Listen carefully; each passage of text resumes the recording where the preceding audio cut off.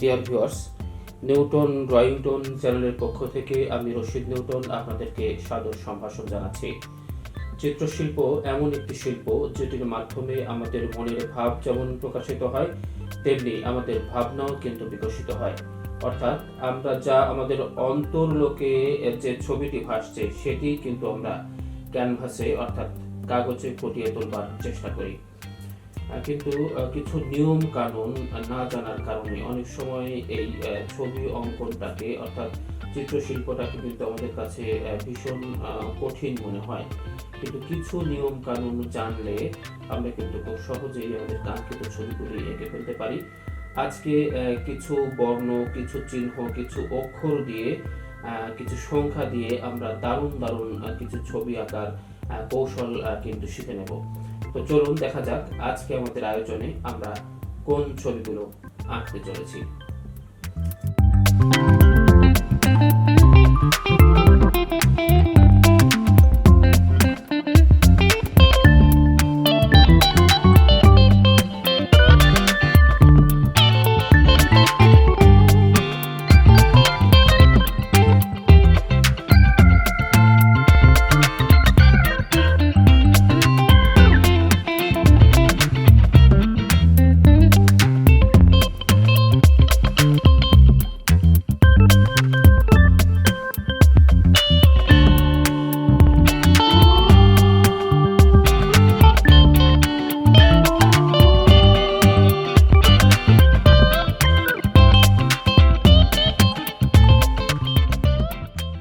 ছবি আঁকার কিন্তু কিছু নিয়ম কানুন রয়েছে, অর্থাৎ যারা জাত শিল্পী তারা কিন্তু তাদের ভেতরের প্রতিবিম্বটাকে সহজেই কাগজের বুকে কিন্তু ফুটিয়ে তুলতে পারে এবং এতে কিন্তু দারুণ একটি ছবি কিন্তু তৈরি হয়ে যায়। কিন্তু সবাই তো জাত শিল্পী নয় বা সবাই আসলে শিল্পী হিসেবে জন্মগ্রহণ করেও না, কাজেই আমাদের শুরু থেকে কিন্তু এই ছবি আঁকাটা শিখতে হয়। তো যে কথা শুরুতেই বলছিলাম যে কিছু নিয়ম কানুন জানলে কিন্তু ছবি আঁকাটা আমাদের কাছে খুবই সহজ হয়ে যায়।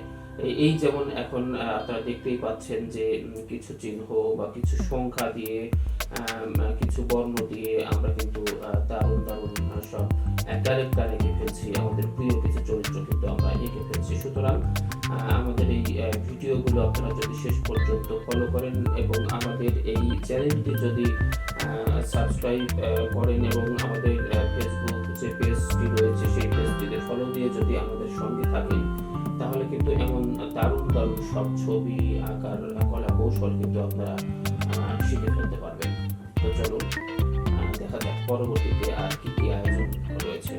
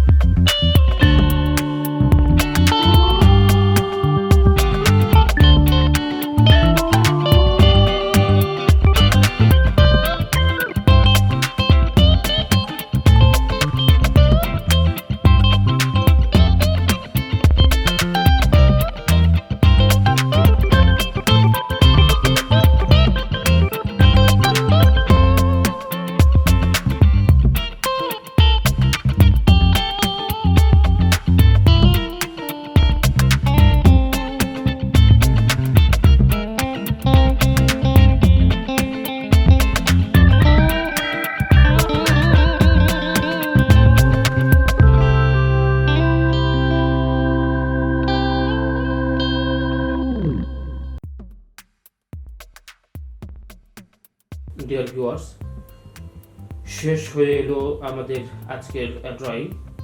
আপনারা দেখতে পেয়েছেন যে ছবিগুলি আমরা এতক্ষণ ধরে আঁকার চেষ্টা করছিলাম সেগুলি কিন্তু নির্দিষ্ট শেপের মধ্য দিয়ে কিন্তু আমরা আঁকার চেষ্টা করেছি, এবং নিশ্চয়ই আপনারা বুঝতে পারছেন যে স্টেপ বাই স্টেপ একটি নিয়মতান্ত্রিক ধারাবাহিকতার মধ্য দিয়ে আমরা কিন্তু এই ছবিগুলো, এই ড্রয়িংগুলো কিন্তু, এই চিত্রগুলো কিন্তু আঁকবার বা শেষ করবার কিন্তু চেষ্টা করলাম।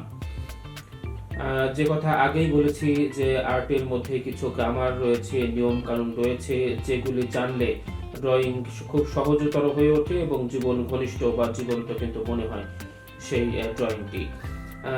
আপনারা নিশ্চয়ই এই যে ক্যারেক্টারগুলো আমি এতক্ষণ ধরে আঁকলাম, এই ক্যারেক্টারগুলো যদি সরাসরি আঁকার এঁকে ফেলার চেষ্টা করেন তাহলে হয়তো আঁকা বাঁকা হবে বা ঠিক মতো শেপে আসবে না, কোথাও মোটা, কোথাও কোনো রকম নানা ধরনের প্রতিবন্ধকতা কিন্তু আমাদের তৈরি হয়।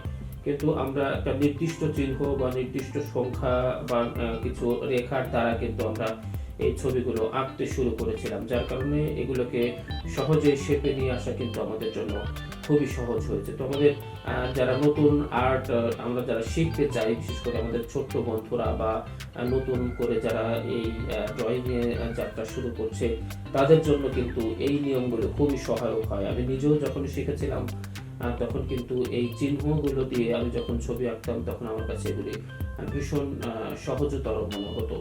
তো সেই বিষয়গুলো মাথায় রেখেই আমি ছবিগুলো নিয়ে গবেষণা করবার চেষ্টা করেছি এবং কিছু নিয়ম রপ্ত করেছি এবং সেগুলোই আপনাদের দেখানোর চেষ্টা করছি, যেগুলো আপনারা ফলো করলে এবং নিয়মিত চর্চা করলে আপনারাও এই সুন্দর সুন্দর ক্যারেক্টারগুলো এঁকে ফেলতে পারবেন। এমন আরও মজার মজার সব ছবি আমাদের ইউটিউব চ্যানেলে এবং ফেসবুক পেজে কিন্তু আগামীতে আসবে। সুতরাং আপনারা নিউটন ড্রয়িং টোন চ্যানেলটি ইউটিউবে সাবস্ক্রাইব করে নোটিফিকেশন অন করে আমাদের সঙ্গে থাকবেন, এবং আমাদের যে ফেসবুক পেজটি রয়েছে রশিদ নিউটন ব্লগ, সেটি ফলো করে লাইক দিয়ে কমেন্ট করে আমাদের সঙ্গে থাকবেন।